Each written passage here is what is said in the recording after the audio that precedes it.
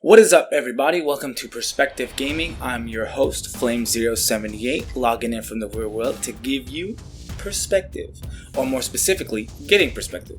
This video series tackles something that's been on my mind, and I kind of spell out my takes, and then afterwards we have a discussion. It helps to better understand ourselves. Today on the chopping block is my expectations for Call of Duty World War II. Let's get to it. Lieutenant, tell them what we're all about. No mission too difficult. No sacrifice too great. Welcome to the bloody first. You're a long way from Texas, farm boy.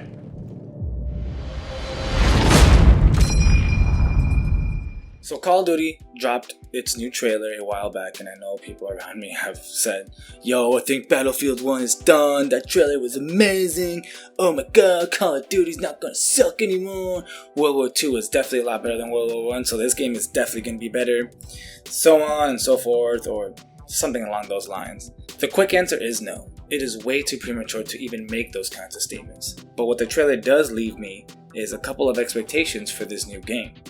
On one hand, the trailer did do its one job, and it got me hyped for this new game, and for the franchise again, which I personally have not been since Modern Warfare 2. I will contribute this mostly to the fact that I haven't really sunk into the idea of this sci-fi warfare battle thing that Call of Duty has been doing the last couple of years, and it just wasn't me, so I've never really wanted to buy the games.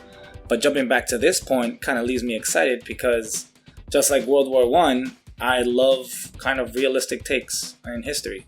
But Call of Duty jumping back to World War II does leave me with some things that I want to see.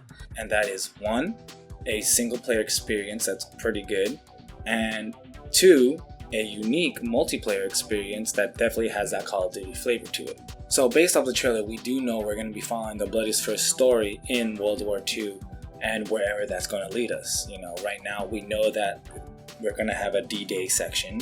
That's pretty awesome and kind of standard for a World War II, video game. But other than that, we do not know much. We have no idea where the story is going to take us, and more importantly, we have no idea how they're going to present the story, which is for me the biggest thing that I want to know is how you're going to present to me this new story.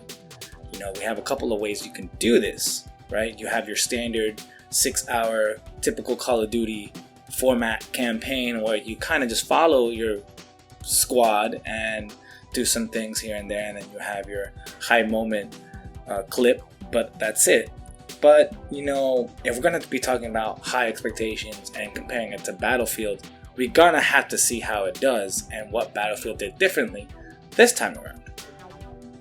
Battlefield 1 did a pretty awesome job, in my opinion, of giving me this non-linear, multi-perspective campaign mission type thing that they did, where you got a story and a couple missions for different characters in the game, which I enjoyed, and I think it does a really good job of giving us a big view on historic events like this. Now, I'm not saying that World War II has to do this, but it has to tell the story a different way than it has done in the past. We have World War II, we have information that can lead to a really good story and enticing, story elements that come into play that will be crucial in getting me invested into this game. Now, the multiplayer experience has always been kind of straightforward, and now Call of Duty multiplayer for the most part is kind of the same thing over and over again. You log into a map, you have 2 sides, and you go shoot each other with some objectives here and there. Nothing much has changed over the years, minus tweaks are there, but there's nothing different. Same thing can be said for Battlefield, even Battlefield 1. If you take out, the new experience that they just added, but overall, it's just get in there, shoot, blah, blah, blah, capture some points, and move on. Battlefield's addition of operations is World War II's, I think, biggest competitor right now, and it has to do something about it. For one, personally for me, I've always loved Conquest, and that's why I've always played Battlefield over Call of Duty, especially in recent years, is I've leaned towards more of a strategic squad gameplay than the arcade Twitch gameplay that Call of Duty has been over the last couple of years. But Operations adds that plus a really gripping way of telling a story or monologuing before your battle. Because without that, it is a standard just conquest, capture some points, and move on, and just do it repeatedly. What Operations does well is tell you a little bit about the side you're playing for, giving you some like monologue or experience that kind of motivate you during the actual fight. And I think that's always pretty cool because it helps me get into the zone, and it kind of makes me fight a little harder and whatnot.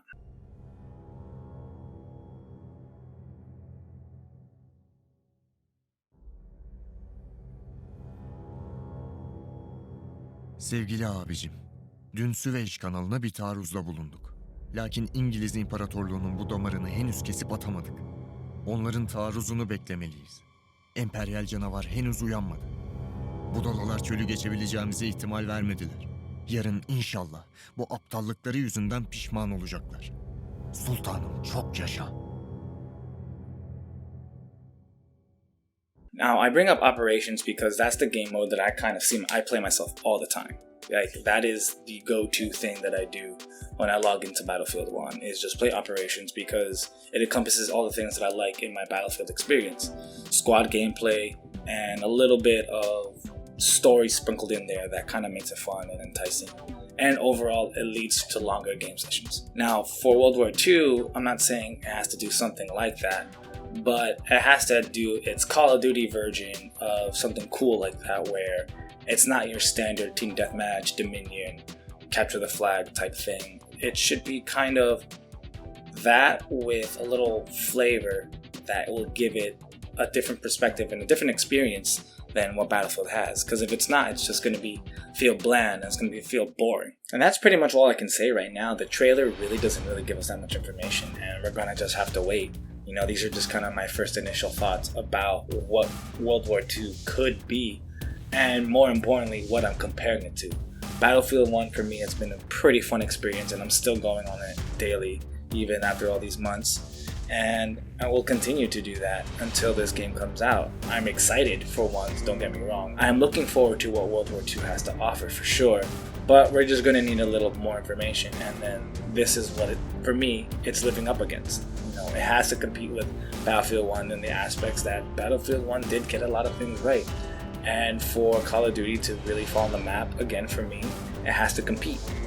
So these have just been my thoughts. I would definitely like to know yours. This is, getting perspective. What is yours? What do you think? Do you think Battlefield 1 is going to be over after World War II is released? What do you expect from the game? What do you want to see in the game? Let me know in the comment section down below. So until next time, I'm Flame078, signing off. Adios.